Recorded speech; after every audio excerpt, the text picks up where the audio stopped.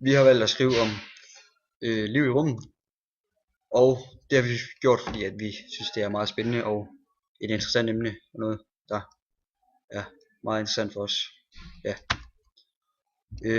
Universets oprindelse. Universet blev skabt ved The Big Bang, som skete for cirka 13,8 milliarder år siden.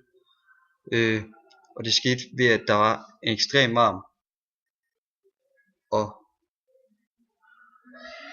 ekstrem varme, og så blev det meget kompakt og tæt, som så laver en eksplosion, og derefter der udvider universet sig meget, meget hurtigt. Og der kommer de her såkaldte stjerner. Og der er mange, der har en forestilling om, at livet i rummet, at det kan enten være noget alienagtigt, eller som helt ned til basale mikroorganismer.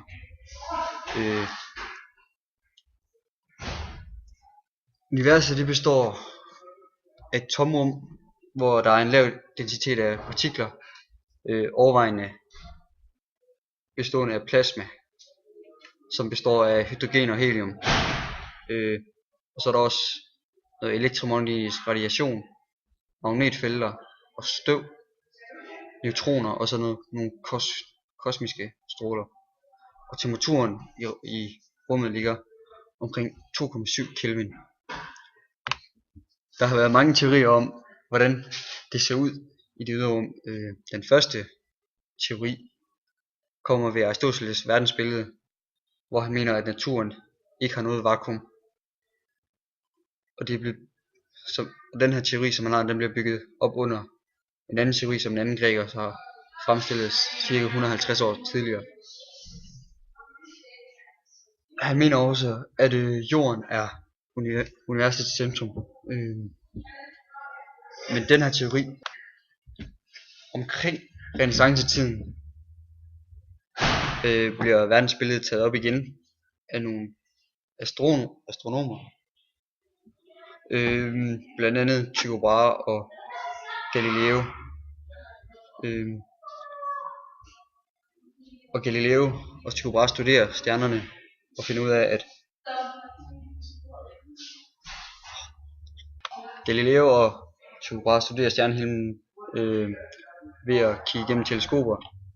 Og især Galileo var kontroversiel hos den katolske kirke og blev påbudt at trække nogle af sine forskninger og meninger tilbage om verdensbilledet. Efter Galileos nye teorier, og de mange år efter, der kommer mange flere teorier, især Isaac Newtons teori om tyngdekraften, men den teori bliver også faret lidt af banen, da Albert Einstein kommer med sin relativitetsteori.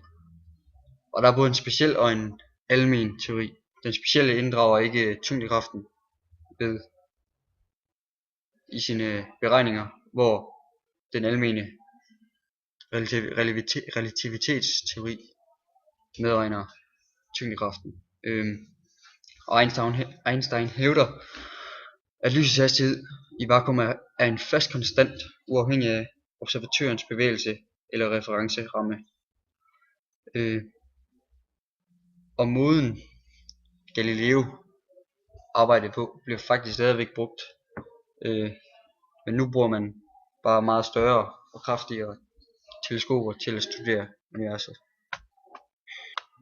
Hvordan ser fremtiden ud? Ifølge forskere fra NASA, så vil vi om cirka 20 år finde levende organismer, som ikke findes på jorden. Altså vi vil finde ud af, at de organismer på jorden ikke er de eneste levende i universet.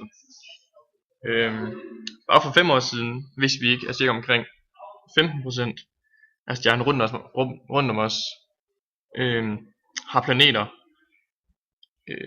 på størrelse med jorden, som måske kan være beboelige. De ligger altså i den beboelige zone. Den beboelige zone er et term, der bruges inden for astronomi og astrobiologi. Den betegner hvorvidt en planet, der er i kredsløb rundt om en stjerne, kan have levende organismer. Planeten skal altså ligge tæt nok på stjernen, så den kan få varme, og den ikke er for kold. Man har indtil for nylig fastslået, at der findes ca. 1700 eksoplaneter.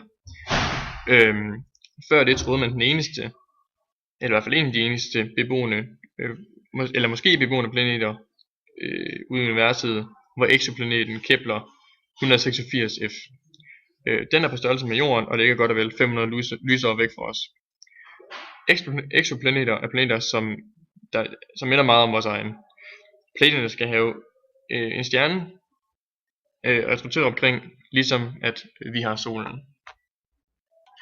Organismer skal ligesom mennesker og dyr leve under visse forhold, før de kan overleve. Det var da kun indtil for nylig, man fandt ud af, at organismer, at nogle af de første organismer på jorden, en havsvamp, faktisk skulle bruge meget mindre ilt, end man troede. Det vil altså sige, at der er meget større chance for, at organismer ude i universet kan overleve, og derfor er der også større mulighed for, at vi skal finde organismer, som så ikke behøver særlig meget ilt. Da livet i rummet er noget, som interesserer os alle, er det et område, der bliver meget udforsket. I 1961 fremsatte den amerikanske astronom og kosmolog Frank D. Drake en ligning med navn Drake-ligningen. Den her ligning den skulle give idé om, hvor mange observerbare civilisationer der er i en galakse. Det betyder dog ikke, at civilisationen skal kunne være visuel, altså at man skal kunne se den, men bare at man kan finde tegn på, at der faktisk er en. De kan opdages, de her civilisationer, ved hjælp af en eller flere af de teknikker, mennesker udvikler til at studere universet. En observation behøver ikke være, som sagt, visuel. Den kan lige så godt være et radiosignal eller lignende fra det ydre rum.